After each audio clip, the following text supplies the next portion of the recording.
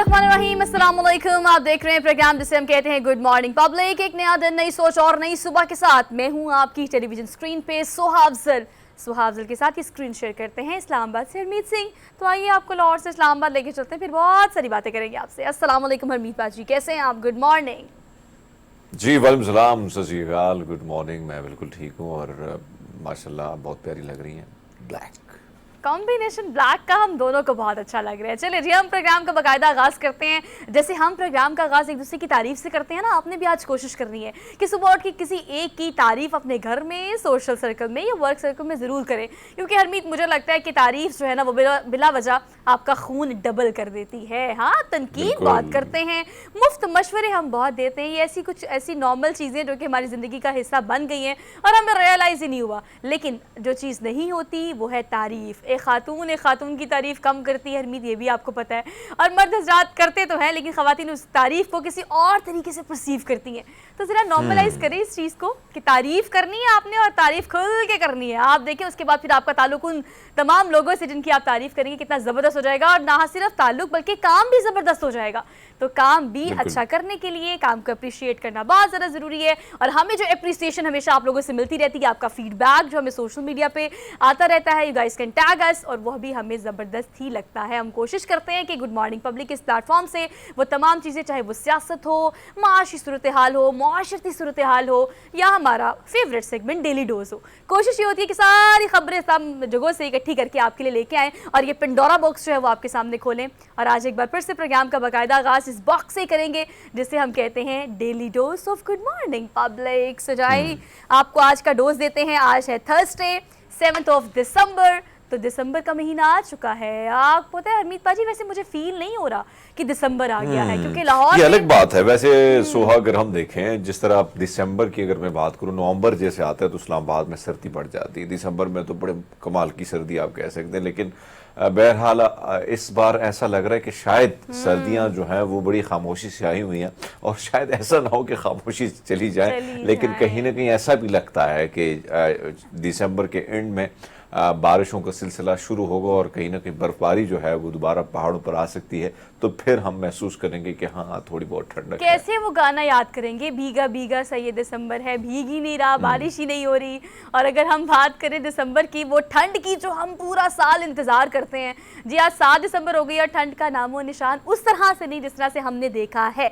तो खैर, अगर हम बात करें क्लाइमेट चेंज की, तो आपको पता है COP28 एक ऐसी कॉन्फ्रेंस जो कि इस वक्त मुत्तहिदा अरब अमारात में हो भी रही है, उसके बारे में भी हमने प्रोग्राम में डिटेल में बात करनी है। लेकिन अभी let's come to that point जिसे हम कहते हैं डेली डोज। तो आज का पहला डोज आपको देते हैं, पुरानी खबर का फॉलो अप है। ये 2021 में गालिबन ये खबर आई, और जब ये खबर आई तो सोशल मीडिया पे बहुत वायरल हुई।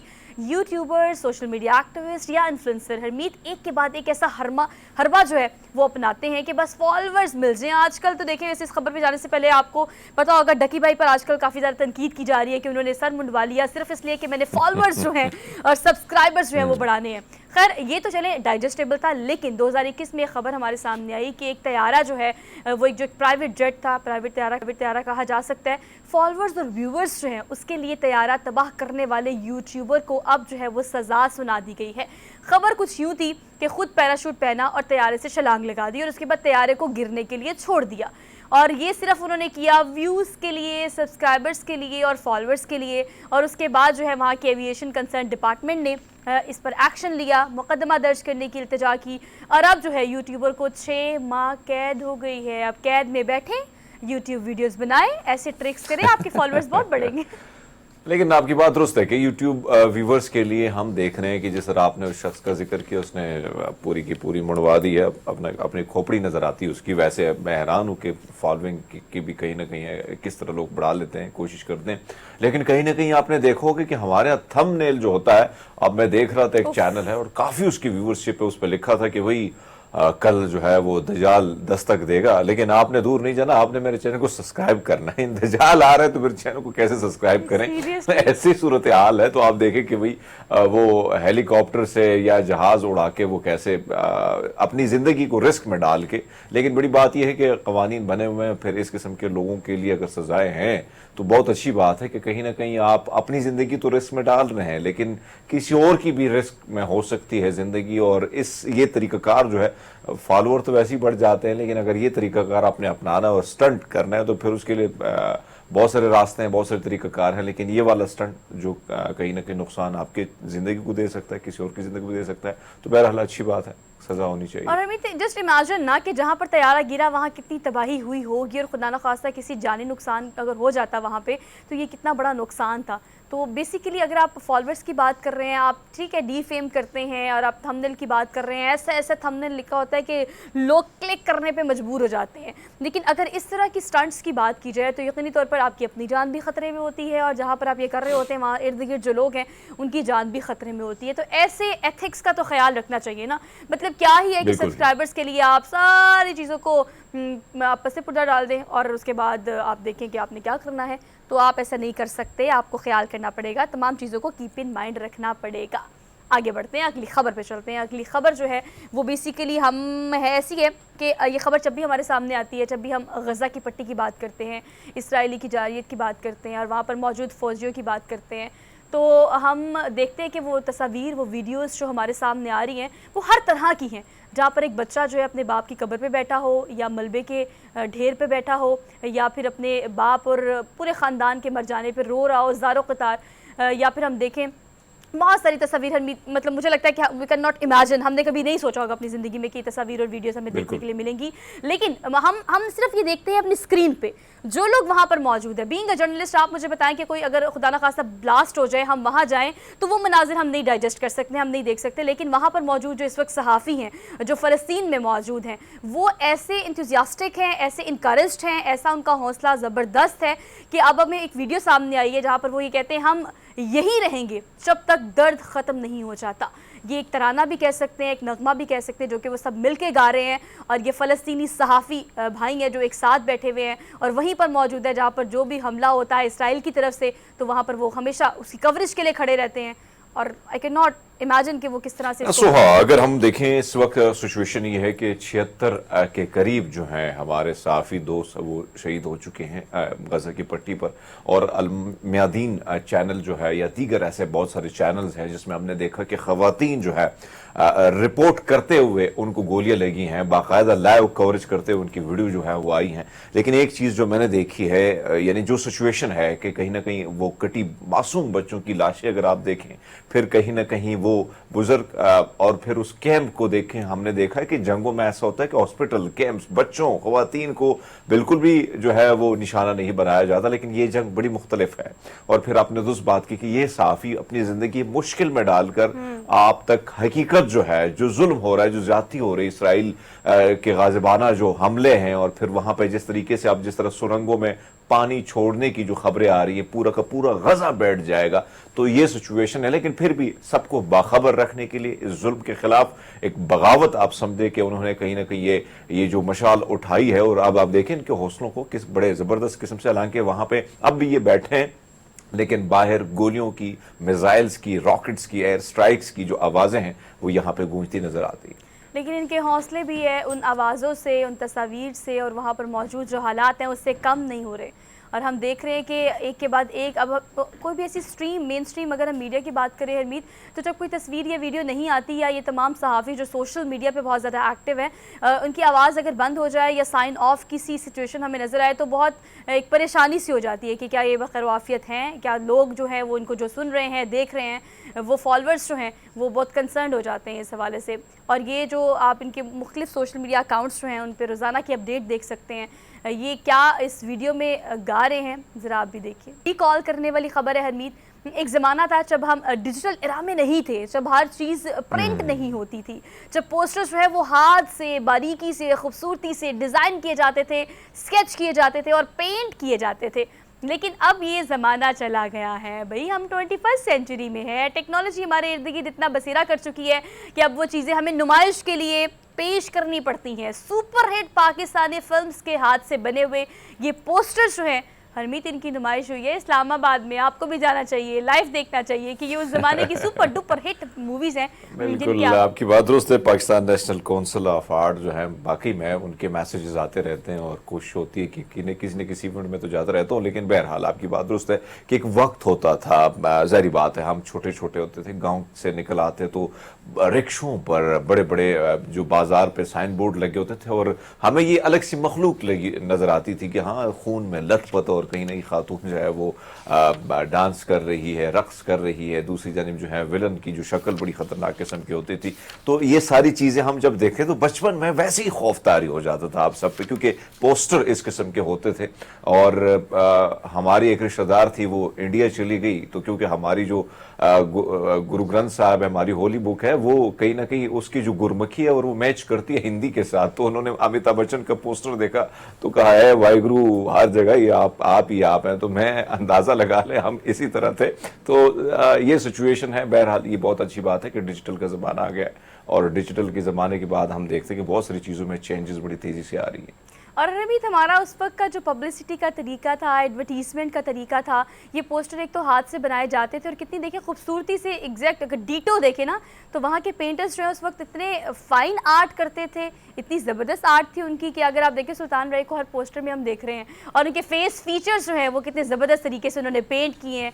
और वो पुरानी मूवीज़, बल्कि मैंने तो खैर इतनी नहीं देखी, लेकिन अगर हम देखें, ये देखें ना हीर रांझा का पोस्टर कितना ज़बरदस्त लग रहा है। लेकिन अगर ओवरऑल आप वहाँ की उस वक्त की मूवीज़ की बात करें तो सुल्तान रई आपको हर पोस्टर में नज़र आ रहे होंगे, और क्या ही उनकी एक्टिंग थी और क्या ही उनका एक ज़बरदस्त स्टाइल था अपनी मूवीज़ में, और हर मूवी में एक ही स्टाइल था, इतनी सारी गोलियां खा के भी वो चलते फिरते रहते थे। तो खैर वो बड़ी ज़बरदस्त ही एक हमें फील आती थी और हम बहुत अप्रिशिएट करते थे। लेकिन जो आर्टिस्ट हैं जिन्होंने अपने फ़ैन होने का सबूत दिया, अपने आर्टिस्ट होने का सबूत दिया, और ये खूबसूरत सी पेंटिंग्स जो है वो अपने हाथ से बनाई, हम उन के आर्ट को यकीनी तौर पर ऐसे हम काबिल सिताइश है उनका art.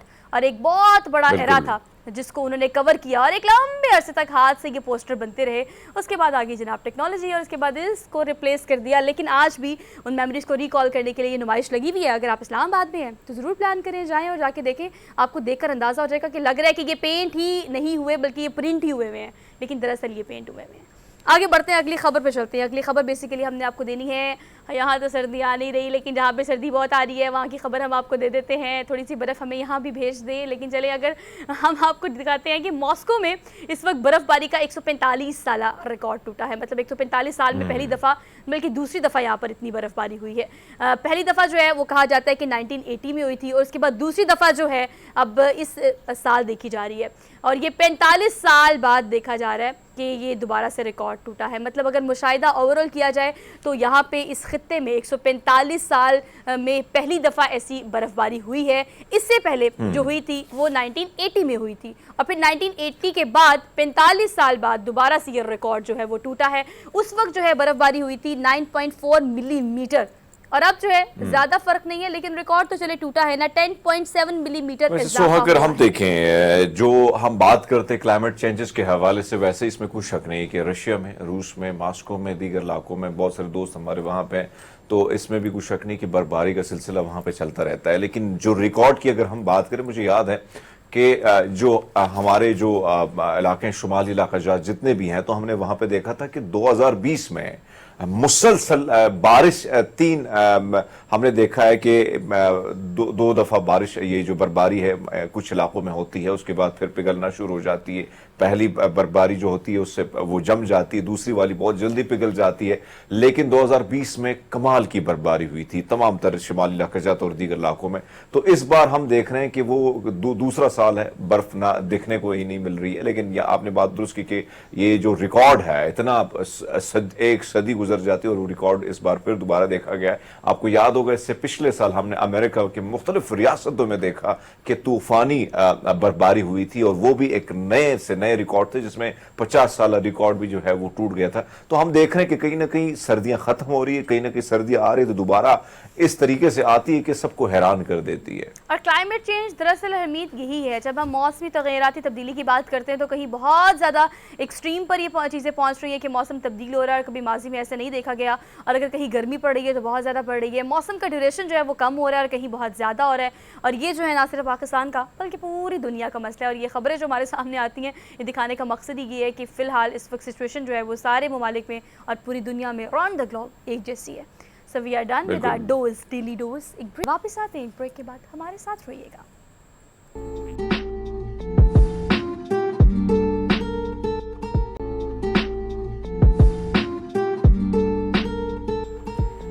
Welcome back after the break. 7 दिसंबर 2016 को एक ऐसा वाक़या पेश आया जिसने हर आंख को रुला दिया।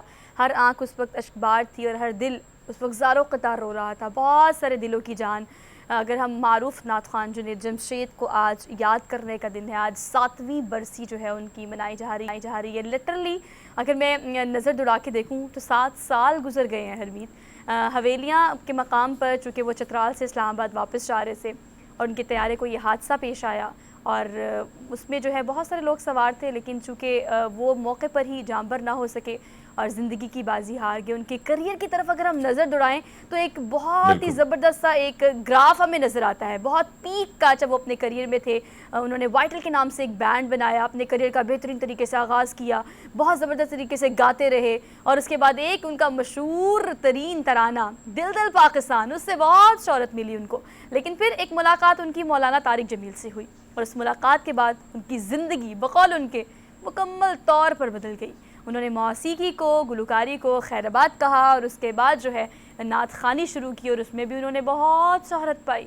और ज़िंदगी में हमने जो उनका ये चेंज देखा उससे बहुत लोग मुतासिर भी थे और बहुत खुश भी थे और आज हम उनको याद सोहा, अगर हम देखें ज़िंदगी के मुख्तलिफ जो पड़ाव हैं, ज़िंदगी में जो मुख्तलिफ अदवार आते हैं, जो दौर आता है, एक से एक स्टेप से आगे आप निकलते हैं और आपकी सोच में जो पुख्तगी आती है, हमने उनको देखा। हम बचपन में उनके बहुत सारे ऐसे सॉन्ग्स थे, कमाल की उनकी अगर फिज़िक की बात कीजिए, इंतहाई खूबसूरत इंसान और हाइट उनकी ज़बरदस्त किस्म की हाइट। और फिर बड़ी बात ये कि गिटार हाथ में लेके जिस तरीके से उन्होंने धूम मचाई। फिर एक ऐसा वक्त आया कि जहाँ जहाँ हर गली हर कूचे में उनके गाने जो है लोग गुनगुनाते रहे और पॉप म्यूज़िक के हवाले से पाकिस्तान इंडस्ट्री को एक नया बूस्ट जुनैद जमशेद के हवाले से मिला। लेकिन बहुत कम लोग होते हैं जब पीक पर पहुंच जाते हैं तो फिर उसकी कोशिश होती है कि हाँ, मजीद इस काम में पुख्तगी लानी है, मजीद आगे निकलना है। लेकिन कहीं ना कहीं आपकी बात दुरुस्त है कि वो जो है वो मजीद दीनी तालीमात की तरफ माइल होते गए। और तारिक जमील साहब से जब उनकी मुलाकात हुई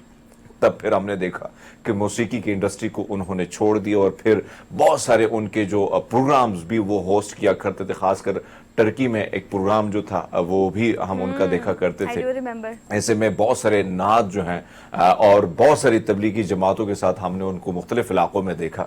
लेकिन आपकी बात दुरुस्त है कि ऐसे लोग और जो बड़े कम अरसे में आते हैं और अपना नाम बना के और बहुत मुनफरिद करके निकल जाते हैं, यकीन माने वो दिन जो है बड़ा मुश्किल था, एक कठिन दिन था। जो हमने देखा कि हवेलिया में जिस तरीके से एरोप्लेन क्रैश कर गया और जिसमें बहुत सारे लोग जो हैं वो अपनी जान गंवा बैठे, उसमें जुनैद जमशेद भाई भी थे। और आज यकीन माने अगर हम देखें, चाहे वो माजी में जाएं या आज के इस दौर में जाएं, तो यकीन उनकी कमी हर लम्हा हर पल जो है वो महसूस भी की जाती है। और कहीं ना कहीं उस कमी के साथ साथ जब भी हमारी नज़र सोशल मीडिया पर पड़ती है और कहीं ना कहीं उनके मुख्तलिफ क्लिप्स हमारे सामने आते हैं जो ज़बरदस्त सी गुफ्तगू वो किया करते थे, बड़ी स्वीट्स मीठे लहजे में। असल में हमने देखा कि जितने भी हमारे तबलीगी हजरात होते हैं उनसे जब भी आप बैठे तो बड़ा लहजा उनका बड़ा ज़बरदस्त मीठा लहजा होता है, बड़े धीमे अंदाज में वो गुफ्तगू करते हैं। तो जुनैद जमशेद भी उनमें में से शामिल थे।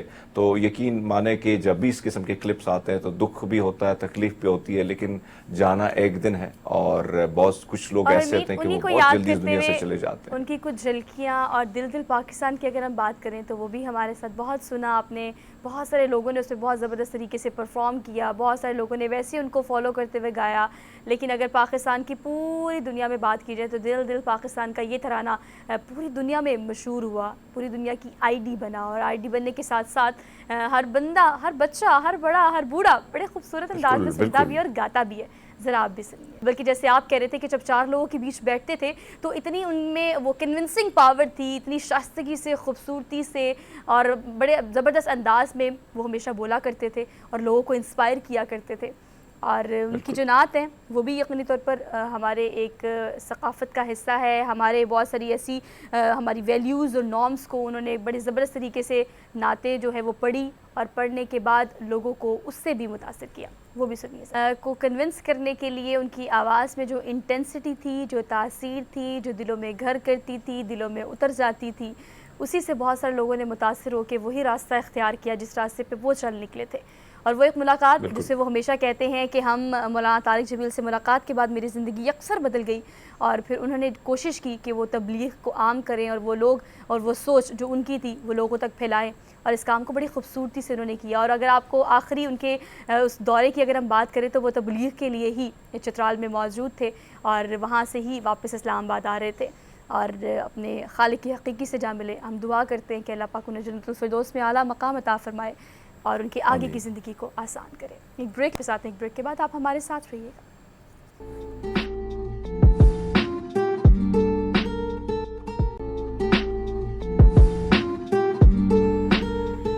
Welcome back after the break. So Pakistan Tehreek-e-Insaf की एक के बाद एक विकेट गिर रही है और ये लेवल प्लेइंग फील्ड दे रहे हैं इस्तेकाम पाकिस्तान पार्टी को, लेकिन देखना ये बाकी है कि क्या इस्तेकाम पाकिस्तान पार्टी जो है सिर्फ पीटीआई के लिए, दीगर सियासी जमातों के लिए भी एक टफ और अच्छा कंपटीटर हो सकते हैं। इस पर हम बात कर लेते हैं। महमूद मौलवी साहब हमारे साथ मौजूद हैं, सीनियर रहनुमा है इस्तेकाम पाकिस्तान पार्टी के। उनको आज के प्रोग्राम में खुशामदीद कहते हैं। अस्सलाम वालेकुम सर, गुड मॉर्निंग। वालेकुम सलाम, good morning sir. Thank you so much for joining us for good morning public. Sir कहिएगा कि इस्तेकाम पाकिस्तान पार्टी का बड़ा जलसा होने जा रहा है और जहांगीर तरीन से एक के बाद एक ऐसी पर्सनालिटी जो कि पीटीआई से इनका ताल्लुक है वो मिल भी रहे हैं, शमूलियत भी इख्तियार कर रहे हैं, और कौन कौन सी बड़ी विकेट जो है वो गिराने का इरादा रखते हैं आप लोग? देखिए, हमें कोई विकेटें गिराने का कोई शौक नहीं है।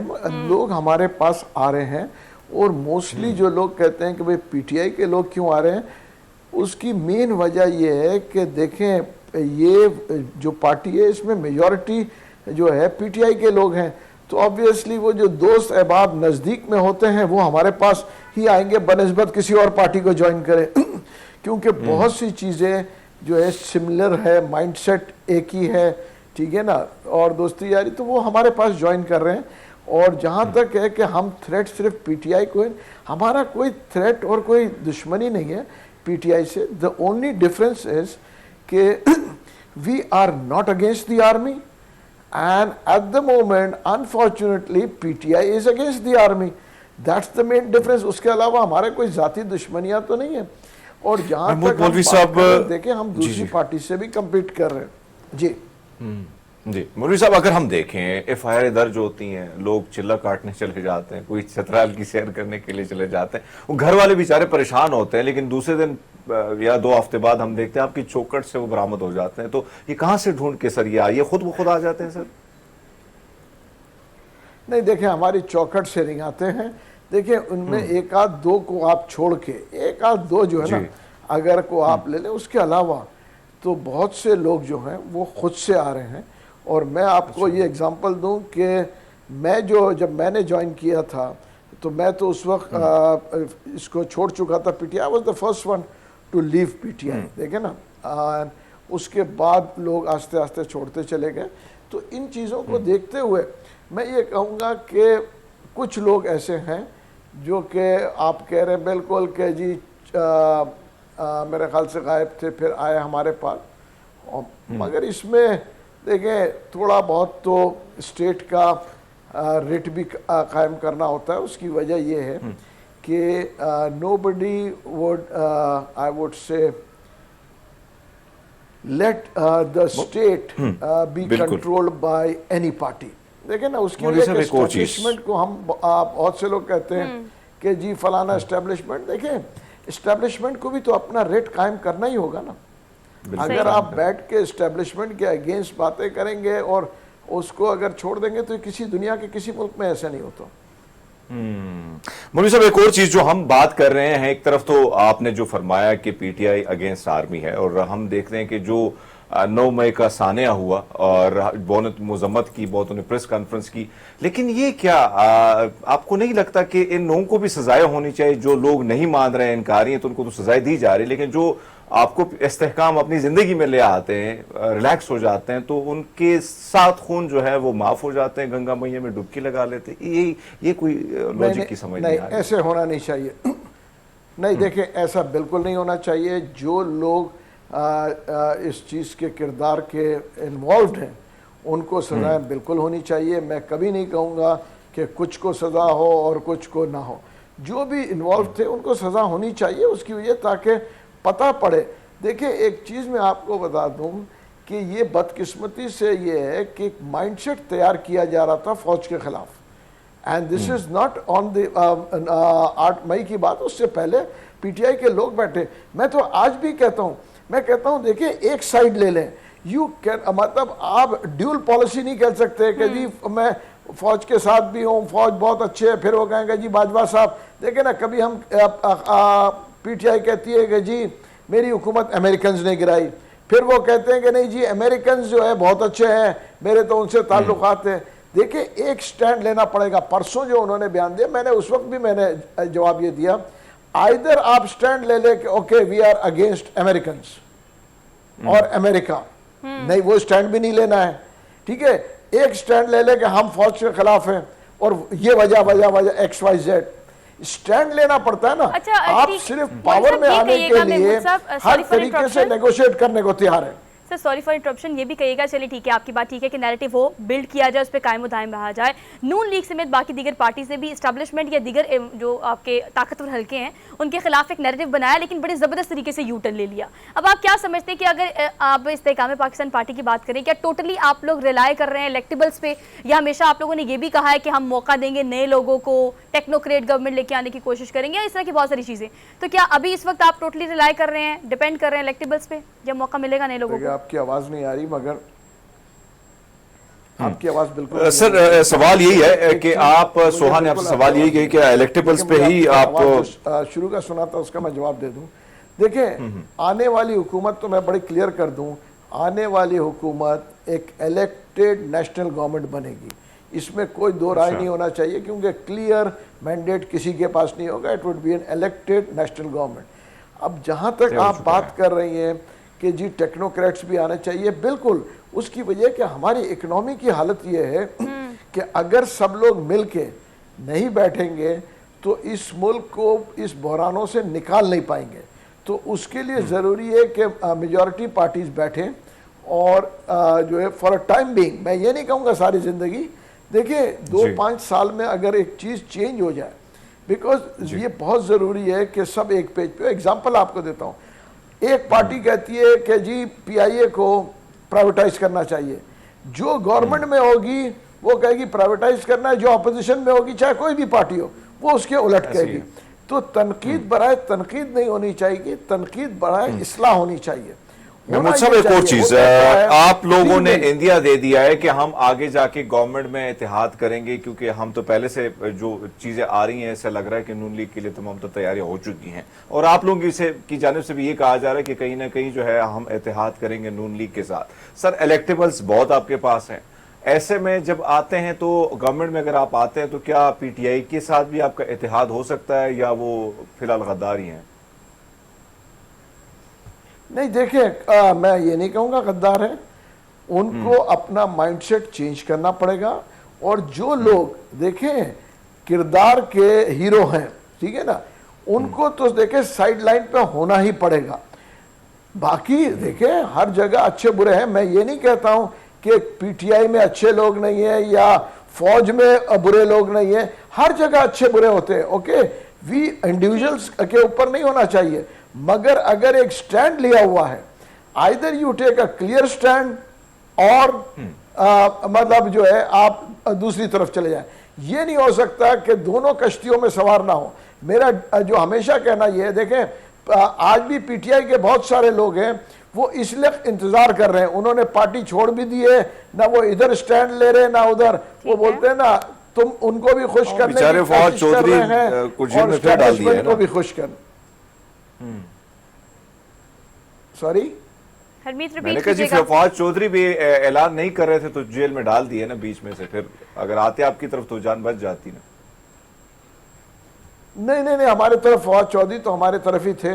अच्छा। और मेरे ख्याल से उसकी वजह यह है कि उनके बहुत सारे जो है केसेस जो हैं उनको वो सॉल्व कर रहे हैं, ठीक है ना। कुछ चीज़ें हैं जो कि उनके, देखिए कानून के रास्ते, तो फिर आप ये कहते हैं ना कानून, सब लोग कहते हैं कि जी कानून जो है इंडिपेंडेंट है, अदलिया इंडिपेंडेंट है, मगर अगर आप देखा जाए ना इस मुल्क के बहुत सारे मसाइल जो आज खड़े हैं ना, उसके जिम्मेवार मैं कहूँगा अदलिया है।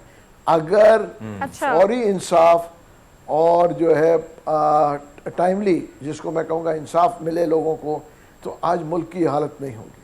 फौर इंसाफ मिलना चाहिए, जैसे इस वक्त हम देख रहे हैं कि मियां मोहम्मद नवाज शरीफ को मिल रहा है या फिर इमरान खान को मिलने वाला है। उम्मीद हम यही करते हैं। Sir thank you so much for being here. अच्छी आपसे डिस्कशन रही। ऑल दो इस्तेहकाम पाकिस्तान पार्टी का जो मौक़िफ़ है वो ये है कि एक नैरेटिव बिल्ड किया जाए और उस पर कायम और दायम रहा जाए, दो कश्तियों में सवारी ना की जाए। ये आपको नुकसान पहुँचा सकती है, आपको डुबा सकती है।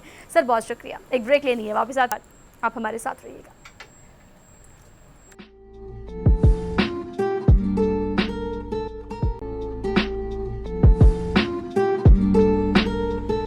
Welcome back after the break. So basically we are in the second hour of the show. और अगर हम बात करें एंटरटेनमेंट की, when it comes to Lollywood, तो एक के बाद बेहतरीन प्रोडक्शन, डायरेक्शन, हमारे हीरो, हमारे हीरोइंस जो हैं क्या ज़बरदस्त काम कर रहे हैं। और एक लंबा अरसा चुप रहने के बाद हमने देखा कि क्या लॉलीवुड का कम बैक हुआ है, और एक के बाद एक बहुत ज़बरदस्त ऐसी मूवीज़ जो हैं वो ऑन स्क्रीन आने वाली हैं, आ रही हैं। कुछ प्रोडक्शन में है, कुछ पोस्ट प्रोडक्शन में है, लेकिन अभी मार्केट में आपके लिए जो एक ज़बरदस्त सी परफॉर्मेंस आने वाली है उसके बारे में आज प्रोग्राम में हम बात करेंगे।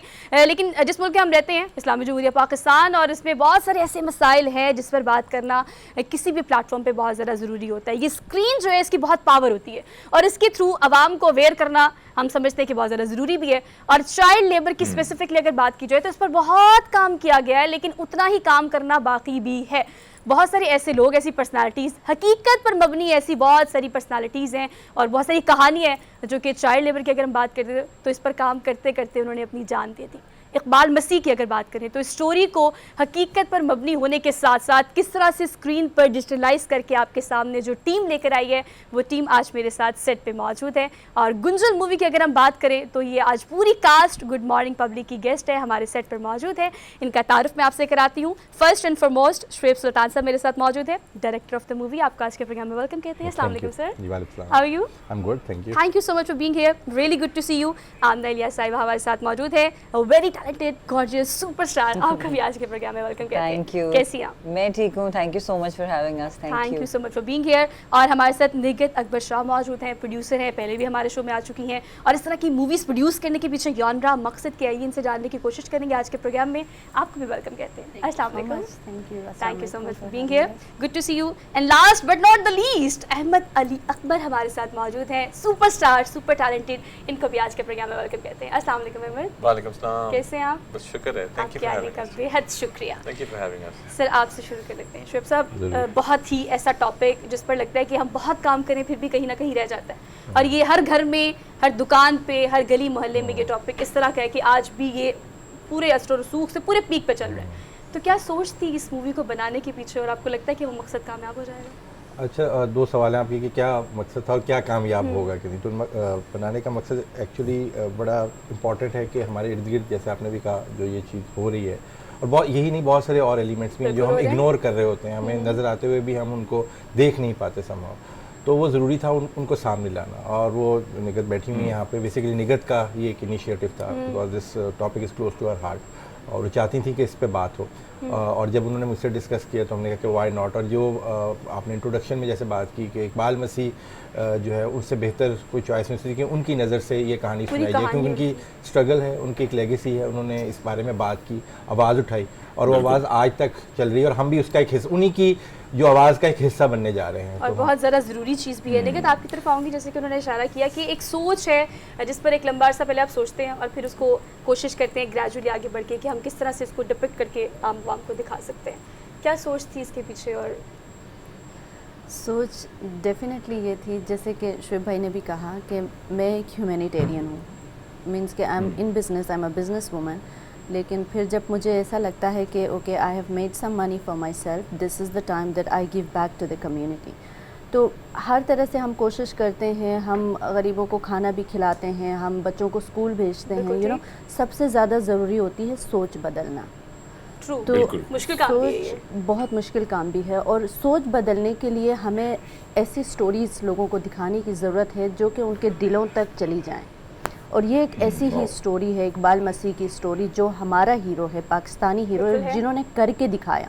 द प्रॉब्लम ये है कि हम उनके बारे में ज़्यादातर जानते नहीं थे, ठीक है। तो हमने सोचा कि अगर हम एक फ़िल्म बना रहे हैं, अगर कोई सोच हम चेंज करना चाह रहे हैं, तो why not through a story that is relevant to this land, this soil. So ठीक। that's when Iqbal Masih's story comes in.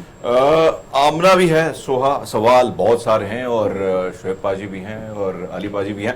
आमना आपकी तरफ आऊंगा।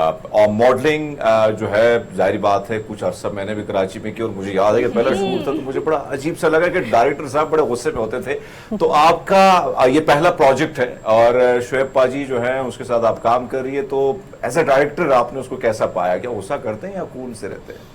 Well Shoaib sir, I think इनकी सबसे अच्छी क्वालिटी ये है कि he is a brilliant leader. ये इन्होंने हमारे पूरे सेट को और पूरी टीम को जिस तरह से लीड किया, जो फर्स्ट डे इन्होंने टोन सेट की with actors and with the entire team was really amazing. मैं सच कहूँ तो मुझे तो उस तरह डांट नहीं पड़ी। आई थिंक मुझे और अहमद को तो बहुत पैम्पर किया गया सेट पे, लेकिन हाँ मैंने देखा है कि शुएब सर बहुत फर्म है और प्रोडक्शन के मामलात में काफी ये डिसिप्लिन थे और गुस्सा उस तरीके से नहीं करते थे कि किसी को बुरा लगे, but he used to be very firm in saying what he actually needs. अच्छा, वर्कहोलिक आप होते हैं तो डेडिकेशन और पूरी डायरेक्शन आपकी होती है कि काम अच्छा होना चाहिए, फिर कोई हल्की फुल्की डांट भी पड़ जाती है, राइट अहमद? अच्छा ये बताएं कि इकबाल मसीह इस कैरेक्टर के लिए the guys choosed you, do you feel that feel कि उसकी ज़िंदगी क्या थी और you are in that form और कैरेक्टर? बेसिकली मैं जो कैरेक्टर प्ले कर रहा हूँ शहबाज भट्टी का है, जो एक जर्नलिस्ट है 90s में, जो एक मर्डर को 2 साल बाद इन्वेस्टिगेट करने निकला है और उस इन्वेस्टिगेशन को जैसे जैसे वो उसको करता है इन्वेस्टिगेट, उसको पता चलता है कि इसमें बहुत सी गुंजलें हैं जो उसने खोलनी है और सच को ढूंढना है। और वो कहानी हैपन्स टू बी इकबाल मसीह की। So the story sets in 2 timelines, एक इकबाल की और शहबाज की, एंड मेरा ख्याल है कि ये दोनों की नज़र से एक दूसरे की कहानी है। तो इकबाल की नज़र से शहबाज की ज़िंदगी चेंज हो रही है और शहबाज की नज़र से इकबाल की कहानी रिवील हो रही है। So it was a fantastic character. 14 दिन में ये कहानी सेट है, इन्वेस्टिगेशन 14 दिन की है और सिग्निफिकेंट टाइम है इस बंदे की ज़िंदगी का, जिसमें मेरा ख्याल है इसका सबसे मेजर चेंज आया है इंटरनली, एंड इसकी फ्रस्ट्रेशंस भी बढ़ी हैं, उसकी आंखें भी खुली हैं to this very prevalent issue around us, and उसका दिल भी खुला है इसके लिए। अच्छा Ahmed, when it comes to this topic child labour, तो आप obviously we are living in this era जिसमें एक के बाद सोशल मीडिया पे ऐसी खबरें आती हैं कि किसी बच्चे को किसी के जज की बीवी ने कोई इस्तेहसाल कर दिया, तशद्दुद कर दिया। तो ये टॉपिक आप क्या देखते हैं अपने इर्द गिर्द रियल लाइफ में कि हम कितना भी सदेबाब इसका कर लें, कोई ना कोई इशू कहीं ना कहीं रह जाता है? आप पर्सनली क्या समझते हैं इस टॉपिक के बारे में? It's sadly very real and बहुत ज़्यादा है हमारे इर्द गिर्द, और ये हमेशा से रहा है इंसानों में। आई थिंक अब बस क्योंकि इंफॉर्मेशन की एज है, हमें पता चलता जा रहा है, and it is very important कि हमें पता चल रहा है। और अगर पता चलने के बावजूद भी हम अगर आवाज़ नहीं उठा रहे इस पे, हम इसको रेज़ नहीं कर रहे इसके लिए अवेयरनेस, तो फिर हम नम लोग हैं, and I think we have to go beyond it. हमने इस नमनेस को दूर करना है। इंफॉर्मेशन ज़्यादा होने से भी इंसान नम हो जाता है, बट आई थिंक इसको हमें चैनल करके डिफरेंटली इसको we have to be active about it. But या शिल्पा जी, एक और चीज़ ज़ाहिर बात है, समाजी जो मसाइल हैं हमारे, फिर हमारे अपने हीरोज़ इस सरजमीन की बात की जाए तो कमाल के हीरोज़ हैं मुख्तलिफ, लेकिन कहीं ना कहीं हमने देखा है कि इंडस्ट्री का इस तरफ, अब अगर हम देखें कुछ माजी में 1-2-3 फिल्में पिछले साल आई थी जिसको भी बड़े मसाइल का सामना हुआ। लाहौर के गैंगस्टर पर फिल्म बनी थी, उसको भी बड़े मसाइल का सामना पड़ा। तो कहीं ना कहीं प्रोड्यूसर की बात करें, डायरेक्टर की, जब वो इस तरफ सोचता है तो ख्याल आता है कि हाँ मुश्किलें बड़ी होंगी। क्या आपने भी ऐसा सोचा था? अच्छा, मुझे लगता है कि हम नरेटिव को लेके इतने ऑनेस्ट थे कि हमें लगता था कि हम जो कहानी सुनाने जा रहे हैं, पहले तो हमें लगा कि ये बहुत इंपॉर्टेंट बात है जो हम कहना चाहते हैं और ये बड़ी ज़रूरी बात है कि जो लोगों तक पहुँचे। और फिर हमने थोड़ा नरेटिव स्टाइल ऐसा चूज़ किया कि वो सिर्फ एक सीरियस टॉपिक या सिर्फ कोई प्रीची या कोई ऐसा ना लगे कि हम कोई उन पे थोप रहे हैं कोई बात।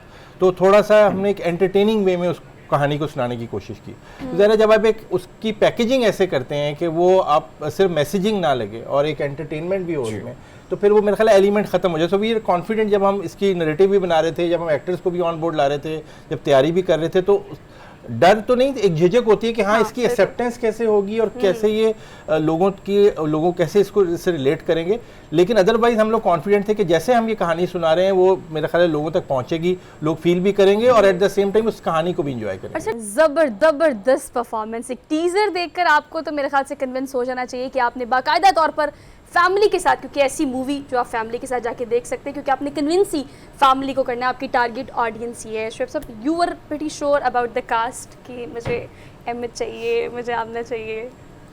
जी बिल्कुल इसमें कोई डाउट नहीं है और कोई शक नहीं है कि जब ये स्क्रिप्ट लिखा जा रहा था और जब ये किरदार पेपर पे डिज़ाइन हो रहे थे तो उस वक्त ही सोच लिया था कि ये किरदार अगर अहमद एग्री करते हैं तो अहमद ही करेंगे। कर लिया फौरन?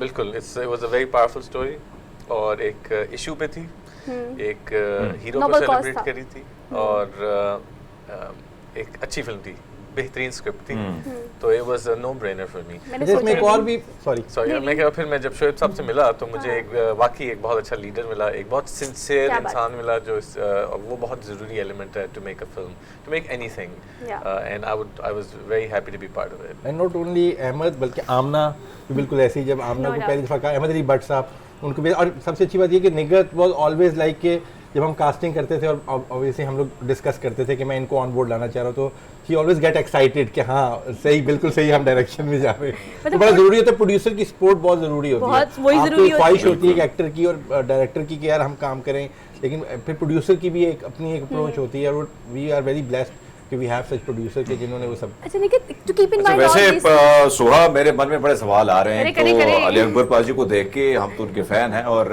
बस निगत भी हमारे साथ है, तो आप दोनों से मेरा सवाल है। अली बाजी, एक चीज परिजाद आपने किया, वाकई में कुछ किरदार जो लोग निभा लेते हैं वो अमर हो जाते हैं और कहीं ना कहीं हमने देखा तो हर तरफ परिजाद ही परिजाद। पाजी, ये किरदार आप हमारे पीटी भाइयों वाला किरदार अदा कर रहे हैं, बड़ा मुश्किल भी है, लेकिन आपने इस किरदार में जिस तरीके से आपने निभाया, कितना मजा आया। और साथ साथ निगत, आपसे पूछूंगा, आपसे पहले भी आपने एक फिल्म बनाई थी चित्राल के मसाइल पे, ये पहली इस फिल्म को आप प्रोड्यूस कर रही हैं, तो इसमें ये तजुर्बा आपका कैसा रहा? पहले आप जवाब। मैं जवाब दूं पहले? यस, मुश्किल था जी। इट वाज एक तो Parizad, I am very fortunate कि मुझे मौका मिला वो करने का। It certainly is was a very important part of my life and part of so many people's life. So I'm very blessed and fortunate कि मुझे वो मौका मिला। बट आगे बढ़ना होता है, नए किरदार करने होते हैं, पिछले को भुलाना होता है, नई स्किन्स में घुसना होता है। ये मुश्किल कैरेक्टर था, एक बंदे की ज़िंदगी एक बंदा जो अपने काम से लगाव है, उसको सीधा है, बस एक चीज़ पे फोकस्ड है, उसने किसी तरह आगे बढ़ना है। उसकी ज़िंदगी में एक अपने काम से रिलेटेड ऐसी चीज़ खुलती है जो उसको हर दिन एक डिफरेंट डायरेक्शन में लेके जा रही है। हर गुंजल जो खुलती है उससे नए सवाल रेज हो रहे हैं, नए लोगों पे शक हो रहा है, बहुत सी ऐसी चीज़ें जो पहले नहीं सुनी हुई थी वो सामने आ रही हैं। तो उसकी पर्सनल लाइफ भी चेंज हो रही है 14 दिन में सिग्निफिकेंटली। तो वो दिखाना पे शूट्स अक्सर लीनियर नहीं होती, उसको ये याद रखना, डायरेक्टर के साथ मिलकर आप डिसाइड करते हैं कि आज के दिन ये इस फ्रेम ऑफ माइंड में है, इसने ये कुछ इसको पता चल गया है, इन्वेस्टिगेशन इतनी खुल चुकी है, फलाने पे शक है, फलाने ने ये कहा था, तो वो सब चीज़ लेके आगे चलना बड़ा मुश्किल है। और प्लस उस बंदे की फ्रस्ट्रेशन, उसकी एग्रवेशन टूवर्ड्स दिस कॉज, उसकी आंखें खुल रही हैं। So many things together had been taken forward as we were shooting, so it was definitely challenging but very fulfilling। बहुत बेहतरीन कहानी है, बहुत अच्छा कैरेक्टर। जबरदस्त yes, जबरदस्त। जी नहीं कहता, आपसे भी सवाल किया हरमीत ने, सेम आपकी पहली मूवी को लेके और उसके बाद अब इसको खास तौर पे। अच्छा, हरमीत को वहीं पे मैं देखूंगी। जी जी। तो पहली जो हमारी मूवी थी हरमीत, वो छोटी फिल्म थी, लाइक 30 मिनट्स की, तो उसमें इतने ज़्यादा हमें मुश्किलात नहीं आए। उसको बनाने में 6 महीने में वो पूरी बन के भी रेडी हो गई थी और हमने सारे फेस्टिवल्स में सबमिट कर दिए ये। लेकिन ये फ़िल्म फिर 2 घंटे की फ़िल्म है, a little bit more over, like little over 2 hours. तो इस फिल्म में जैसे Shoaib is a new director, I am a new producer, definitely हमारे साथ वंडरफुल एक्टर्स तो हैं फिल्म में, लेकिन हमें न्यू पीपल के ऐसे बहुत सारे मुश्किलात आए कि हम लाइक रिसोर्सेज एलोकेट करना, और इनिशियली बहुत सारे ऐसे छोटे छोटे नुआंसेस होते हैं उनको अंडरस्टैंड करना, और as a producer like fund उसको करना, इस तरह के थोड़े मुश्किलात आए। उसके बाद जब आपके पास एक अच्छी टीम होती है तो आप इन सारे मुश्किलात से उभर के सामने आते हैं, निकल जाते हैं। जब आप निकल जाते हैं इन सारे मुश्किलात से तो वो it feels like it was worth it. So now I am really happy, I am proud of the movie जो हमने अभी बनाई है, और मैं चाहती हूँ कि पाकिस्तान में जितने भी लोग हैं इस फिल्म को देखें, ये समझ के देखें कि ये उनकी अपनी एक हीरो की स्टोरी है, कहानी है बिल्कुल। और उसमें एंटरटेनमेंट बहुत, जैसे एंटरटेनमेंट होनी चाहिए वैसी एंटरटेनमेंट है, ऐसे नाच गाना और इस तरह का डेफिनेटली हमने नहीं दिया है। आई एम नॉट सेइंग कि वो बुरा है, लेकिन वो भी अच्छी चीज़ है एंटरटेनमेंट के लिए, वो भी करें, लेकिन इस तरह के कंटेंट भी लोग कंज्यूम करने की कोशिश करें ताकि और प्रोड्यूसर्स और एक्टर्स एंड डायरेक्टर्स उस पर काम करें और इस तरह का कंटेंट सामने लेकर आएँ। वैसे बिल्कुल ठीक है to keep in mind entertainment, लेकिन इस तरह के जो कि हमारे सोसाइटी को शेप अप करते हैं और टॉपिक्स जिनको एड्रेस करने की बहुत ज़्यादा ज़रूरत है, उस पर मूवीज़ बनना भी अब बहुत ज़्यादा ज़रूरी है। When it comes to main character, अगर हम आमना की बात करें, she is always into the character so much कि हम जज कर नहीं सकते कि ये करेक्टर है या फिर ये एक्टिंग कर रही है। लेकिन इनसे हम बात करेंगे इनके करेक्टर के बारे में। एक छोटी सी ब्रेक लेनी है, वापस आते हैं। Keep watching public.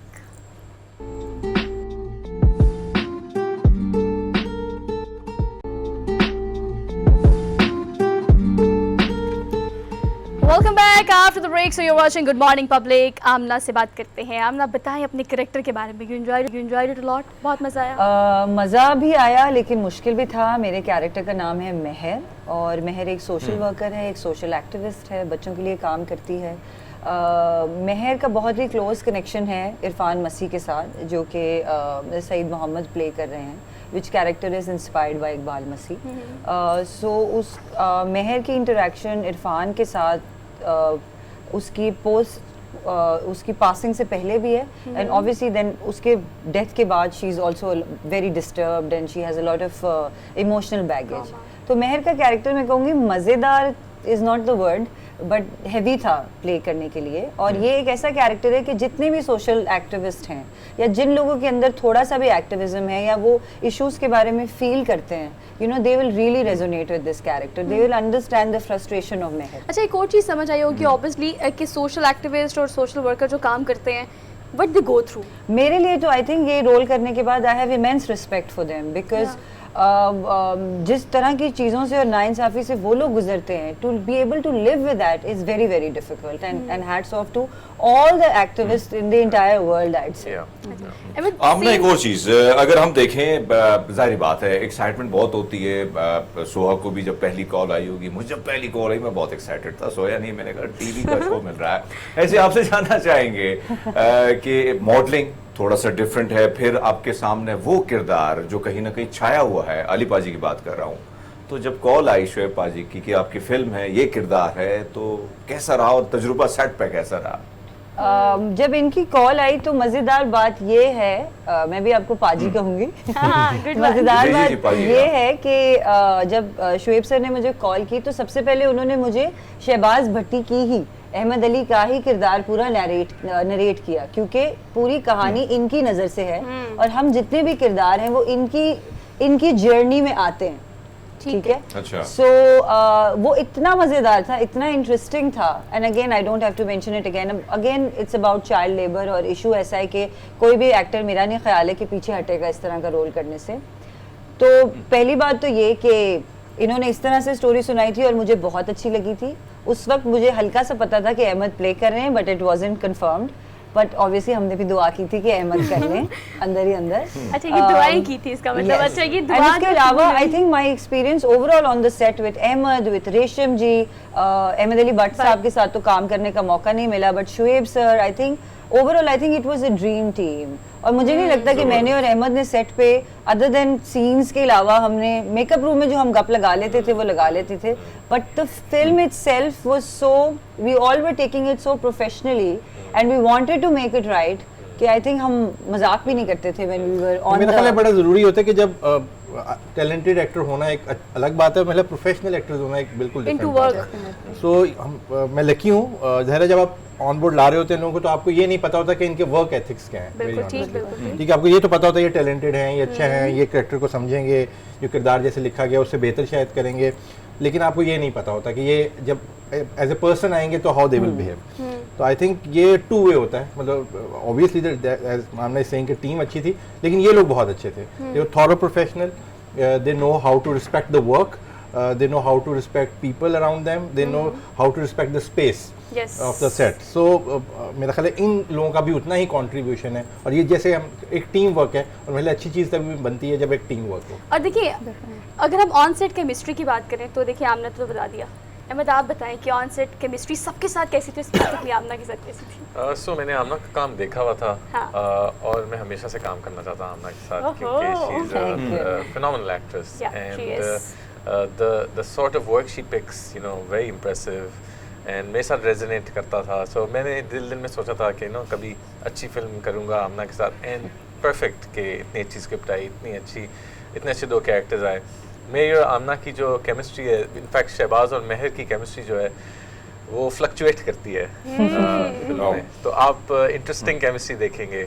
On and screen. Since he is Ali भाई एक और चीज, हम देखते हैं आपको मुख्तलिफ किरदारों में आपको देखा है और बड़े सीरियस रोल्स में भी आपको देखा है, वैसे सेट पे बड़ा मजा भी होता है, चिड़चिड़ भी होती है, एक दूसरे को तंग भी किया जाता है, तो थोड़ी बहुत शरारतें आप करते हैं कि नहीं, ऐसी सीरियस होते हैं? You are not on set. मैं हमने नहीं की क्योंकि हमारे डायरेक्टर साहब इस मामले में प्रोफेशनल थे, he was like stay in character. हमें मुझे शहबाज बुलाते थे थ्रू आउट, इन्होंने That's शहबाज really- बुलाया, मुझे भी महर बुलाते थे throughout. तो ताकि आप लोग करेक्टर में रहो। जी बिल्कुल, and it helps, you know, और फोकस रहते थे। I think the entire set was calling us Shehbaz and Meher. Like, Yes. Forget your real names ना। हाँ बिल्कुल, and that certainly helps, Yeah. And approach भी ऐसी है कि हम सीन में जाने से पहले बल्कि जितना हो सके कैरेक्टर में रहें। सो इट वाज, मुझे कुछ याद नहीं पड़ता, लेकिन It's so strange. मुझे भी याद, but because honestly, I think we मतलब आप learned लोगों ने this शरारतें naughty on की this नहीं set. है। लेकिन बाजी एक Very कैरेक्टर की बात आपने की किरदार में रहने की, तो मैं एक शॉर्ट फिल्म कर रहा था फसी भाई के साथ, तो वो जो बच्चा था वो मेरा सरदार बच्चा बना था उसमें, तो उसके वालिद साहब जो रियल फादर थे उन्होंने बुलाया कि पुत्र आजा बंटी खाना खाते हैं, तो उन्होंने कहा नहीं मैं और सरदार ही सद में छो मेरा पापा जी थे ही। सो ये बड़ी बात आपने की, किरदार में रहना और जुड़े रहना। अच्छा अहमद एक और चीज़, बीइंग इन दिस करेक्टर ये बताएं कि देखिए अगर हरमीत स्क्रीन पे बैठे हुए हैं और फील्ड में जाने वाले जो रिपोर्टर्स होते हैं, फील्ड में आप बहुत कुछ एक्सपीरियंस करते हो when it comes to crime या कोई भी आप बीट की बात करें जिसपे हम टर्म यूज़ करते हैं कि बीट में जाना होता है, तो आप क्या समझते हैं कि कैसे इंटायरली आपकी लाइन और लाइफ चेंज हो जाती है किसी भी एक इंसिडेंट से, किसी एक इन्वेस्टिगेशन से? बिल्कुल, मैंने अपने पास में एक छोटी सी इन्वेस्टिगेशन खुद भी की हुई है, अच्छा। जिसमें I had to go out, meet people, interview people, different किस्म के लोगों से बात करनी थी, उनको कन्विंस करना था कि वो रियल लाइफ बात एक्सपीरियंस करें। है आप। Really? Yeah. So What was that about? I'll tell you. I'm not at liberty to tell what it was about, Okay. but it was in Lahore. Okay. And मैंने बहुत से different. It was for a story. Different लोगों से मिला, ऐसी जगहों पे गया जहाँ कभी नहीं गया हुआ था.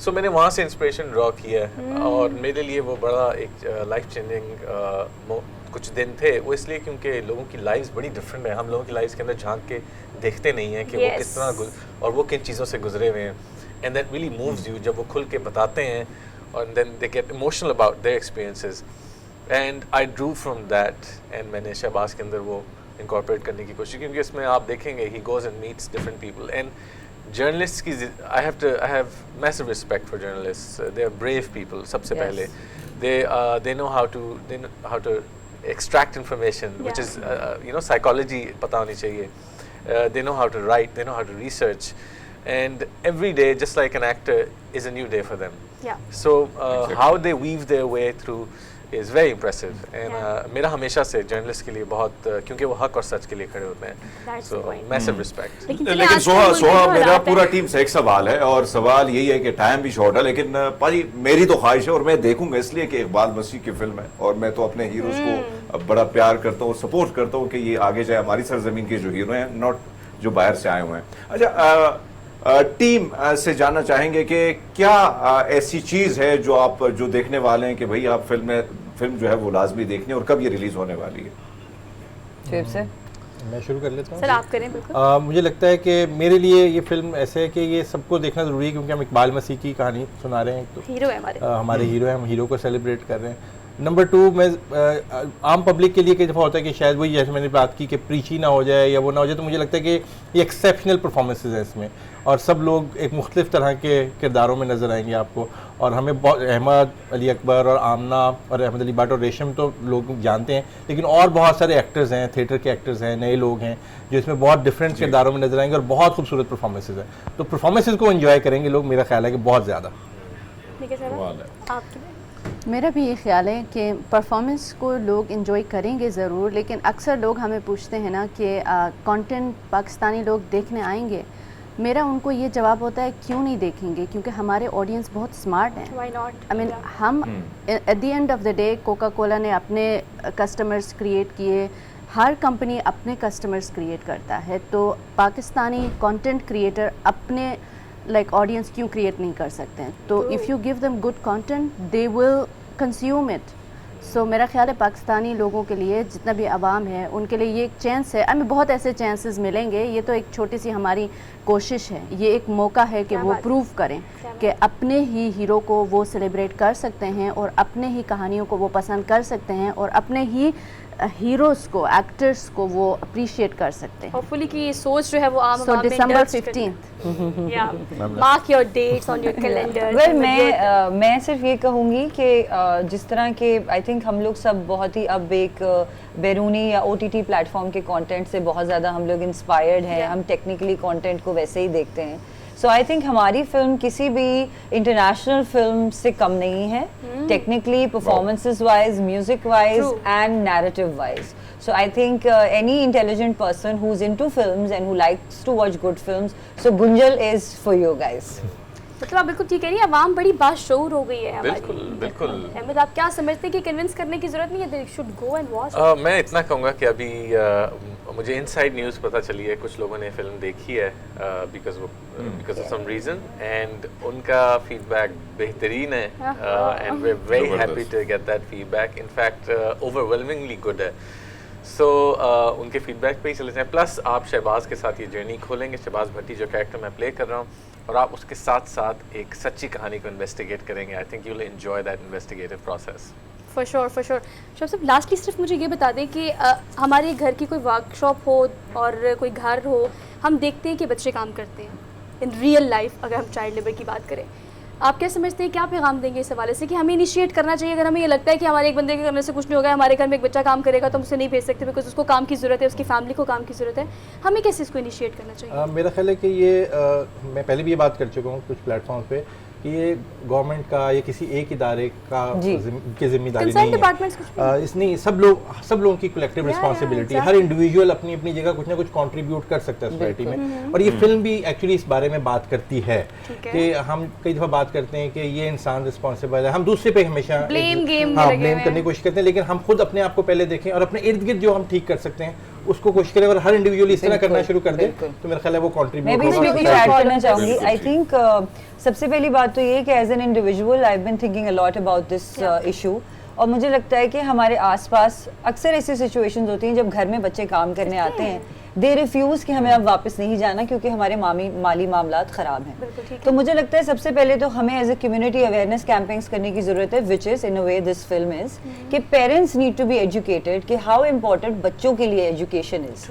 सेकेंडली, अगर ऐसी सिचुएशन है एज एन इंडिविजुअल, मैं क्या करती हूँ कि अगर मेरे घर में कोई ऐसा बच्चा है, फिलहाल तो है नहीं वैसे, लेकिन मैंने देखा है कि मेरे दोस्त लोग और आसपास के लोग, आप उस बच्चे को या तो पार्ट टाइम स्कूल में डालें या आप उसको पार्ट टाइम को हुनर सिखाएं, कुछ ना कुछ करें उसके लिए, एजुकेशन या हुनर, ताकि वो सारी जिंदगी घर में काम ना करता रहे। आप उसको सिलाई टेलर की दुकान पे बिठा दें, आप उसे कोई मैकेनिक का काम सिखा दें। So I think he will be able to lead a better life and create a better community because he will be financially strong. So I think these are the things that as individuals we need to do. लेकिन your call on this कि हमें खुद initiate करना चाहिए। Being an actor, देखिए वो perform कर रहे हैं, लेकिन वो ये इनिशिएट लेंगे तो लोग उनको देखेंगे और इंस्पायर होंगे। और ये बड़ी बात की जाती है सोशल मीडिया पे कि आप एक करेक्टर तो कर रहे हैं, आप ये काम भी कर रहे हैं, आप ये मूवी बना रहे हैं, लेकिन we are part of it.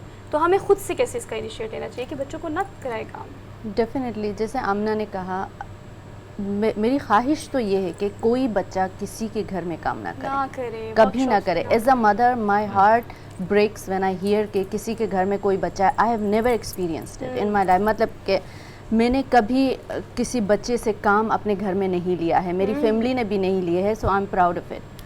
तो ये बड़ी बात है और ये नहीं होनी चाहिए। लेकिन अगर किसी की ऐसी मजबूरी हो जाती है तो अगर वो बच्चा आता है, कोशिश करें कि वो फुल टाइम स्टूडेंट है, फुल टाइम स्टूडेंट, हाँ पार्ट टाइम वो काम कर आपके रहा है। साथ थोड़ा काम करे, लेकिन उसको ह्यूमनली ट्रीट करें अपने बच्चों की तरह। बिल्कुल। अगर कर सकते हैं डू इट, अगर नहीं कर सकते हैं उस बच्चे को उसके घर भेज दें, उसके माँ बाप को एम्प्लॉय करें, थोड़ा ज़्यादा पैसे उनको दें, तो फिर वो अपने बच्चों का पेट पाल सकते हैं। ये देखिए सॉल्यूशंस भी तो हम डिस्कस कर रहे हैं, हम खाली प्रॉब्लम डिस्कस नहीं कर रहे हैं, उसमें बिल्कुल। मूवीज नहीं बना रहे। Ahmed, your call on this कि वर्कशॉप पे बच्चा काम कर रहे हैं तो but we can do for him और देखिए सबसे पहले तो प्यार से सलूक करना चाहिए एक बच्चे पे। हमने जो सॉल्यूशंस हैं वो देख लीजिए कि 7 to 8 ईयर्स तक साइंस भी कहती है एक बच्चा बहुत मैलेबल होता है, बहुत इम्प्रेशनेबल होता है। जो जिस चीज़ से वो गुजरता है फिर उससे अगले 7-8 साल वो चीज़ निकलती है। अगर वो अच्छी प्यार था तो प्यार निकलेगा, वो जुल्म था तो वो जुल्म निकलेगा। तो आपके 7-8 साल तक बच्चे को प्लीज़ प्यार करें, उसको फॉरगिव करें, उसको ख्याल रखें एंड उसके, क्योंकि उसका असर जो है उसके इर्द गिर्द लोगों पे होगा, उसकी अपनी फैमिली पे होगा। सो इट्स वेरी इंपॉर्टेंट कि हम उस मैलिबल एज में एक बच्चे को जितना जितना हम प्यार दे सकते हैं वो प्यार दें। मतलब आपका बच्चा हो या किसी का, जो आप कल्टीवेट करेंगे वही कल को निकलेगा और फिर वही जो है इस मुआशरे को डिपिक्ट करेगा, जो कि जिस पर हम इतनी बात करते हैं, इतनी तनकीद करते हैं। Thank you so much for of you. बहुत ही प्रोडक्टिव डिस्कशन रही आप लोग के साथ। ऑल दो इस सेगमेंट को प्रोडक्टिव बनाने का और इस मूवी को 15 के बाद आपने जाना है, इस मूवी को देखना है। आपका फीडबैक आप इन सबको भी दे सकते हैं, हमें भी दे सकते हैं। वो सिर्फ इसलिए कि अगर आपको लगता है कि ऐसे इश्यूज़ पर मूवीज़ बन रही हैं, आप देख रहे हैं, अप्रिशिएट कर रहे हैं, लेकिन अगर आपको लगता है कि आप अकेले कुछ भी नहीं कर सकते और आप अकेले करने से क्या होगा, ज़्यादातर कॉमनली ये कहा जाता है बहुत कुछ होगा। ये इनिशिएट आप अपने घर से ले, इनफरादी तौर पर इसके कदम को उठाने की कोशिश करें। इंशाल्लाह बेहतरी हमारे मुआशरे में ज़रूर आएगी। आपसे लेंगे इजाज़त, इंशाल्लाह मुलाकात करेंगे कल नए टॉपिक नए इश्यूज़ के साथ। अपना बहुत सारा ख्याल रखिएगा। अल्लाह हाफ़िज़। Thank you ji.